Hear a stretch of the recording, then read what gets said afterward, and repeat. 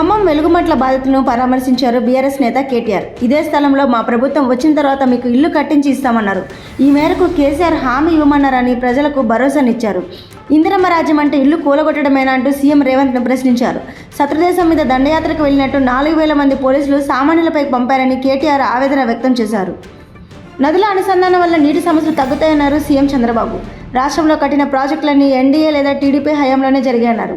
పట్టిసీమ నుంచి 100 టీఎంసీలు కృష్ణాకు తీసుకొచ్చామన్నారు. వెలుగొండ ప్రాజెక్టుకు తానే శంకుస్థాపన చేసి ఇవాళ తానే పూర్తి చేస్తున్నానన్నారు. ధవళేశ్వరం వద్ద బ్యారేజీ నిర్మాణం వల్ల కాటన్ దొరను ఇప్పటికీ గుర్తుపెట్టుకుంటున్నారన్నారు. గోదావరి జిల్లాలో కాటన్ దొర విగ్రహాలు పెట్టి పూజిస్తున్నారని తెలిపారు చంద్రబాబు.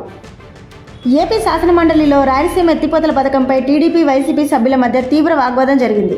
మంత్రులు నిమ్మల రామానాయుడు, పయ్యావుల కేశవ్ జాతీయ హరిత ట్రైబ్యునల్ జగన్ హయాంలో ప్రాజెక్టును ఆపి జీవో 364 ద్వారా తాగునీటి ప్రాజెక్టుగా పేర్కొన్నారని సమాధానమిచ్చారు. అధికారంలో ఉన్న 5 ఏళ్ల పాటు ప్రాజెక్టు గురించి కనీసం పట్టించుకోలేదన్నారు. రాయలసీమ ప్రాంతానికి నిజమైన ద్రోహి జగన్ అని అన్నారు మంత్రి నిమ్మల. కల్తీ అంశంపై శాసనమండలిలో గందరగోళం నెలకొంది. చర్చకు ప్రతిపక్షానికి ముందుగా అవకాశం ఇస్తామని మండలి చైర్మన్ మోషేను రాజు అన్నారు. దీంతో ప్రభుత్వం నుంచి స్టేట్మెంట్ వద్దంటారా అంటూ మంత్రి పయ్యావుల కేశవ్ అభ్యంతరం వ్యక్తం చేశారు. స్టేట్మెంట్ ఇస్తామని మేము ముందే చెప్పామన్నారు. లఘు చర్చకు ప్రభుత్వం సిద్ధంగా ఉందన్నారు. దీంతో పయ్యావుల తీరుపై చైర్మన్ కాస్త అసహనం వ్యక్తం చేశారు. ఉగ్రవాదానికి పూర్తి వ్యతిరేకమన్నారు ప్రధాని నరేంద్ర మోడీ. భారత్ ఇజ్రాయెల్కు ఉగ్రవాదంపై పూర్తి మద్దతు ఇస్తుందన్నారు. ఇజ్రాయెల్ పార్లమెంట్లో మోడీ మాట్లాడుతూ హమాస్ దాడులు పౌరులను హతం చేస్తున్నాయన్నారు. భారత శాంతి చర్చల ద్వారా సమస్యలకు పరిష్కారం కోరుతున్నదని చెప్పారు. ఇరు దేశాల వ్యూహాత్మక భాగస్వామ్యానికి గొప్ప కృషి చేసినందుకు స్పీకర్ ఆఫ్ ది నెసెట్ మెడల్తో మోడీని సత్కరించారు. తొలి భారత ప్రధానిగా మోడీ పురస్కారం అందుకున్నారు. ఇజ్రాయెల్ ప్రధానమంత్రి బెంజమిన్ నెతన్యాహు భారత ప్రధాని నరేంద్ర మోడీని స్నేహితుడి కంటే ఎక్కువ ఒక సోదరుడిగా పేర్కొన్నారు. ఇది గ్లోబల్ దౌత్య రంగంలో అరుదైన విశ్వాసాన్ని చూపుతుందన్నారు. నెతన్యాహు భారత్ను విశాల శక్తిగా, భారత్ ఇజ్రాయెల్ భాగస్వామ్యాన్ని ఎనార్మస్ మల్టీప్లేయర్గా అభివర్ణించారు.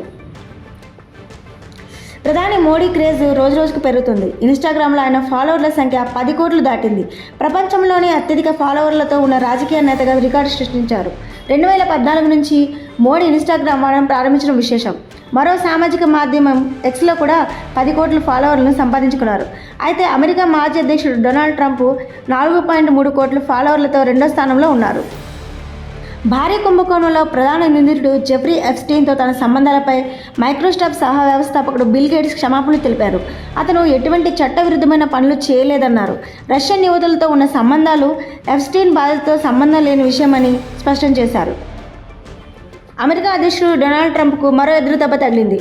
అక్రమ వలసదారులను ఇతర దేశాలకు తరలించడాన్ని అక్కడి ఫెడరల్ కోర్టు తప్పుపట్టింది. ట్రంప్ కార్యవర్గం నిర్ణయాన్ని తాత్కాలికంగా సస్పెండ్ చేస్తూ మసాచుసెట్స్లోని US district judge Brian Murphy ఈ మేరకు తీర్పునిచ్చారు.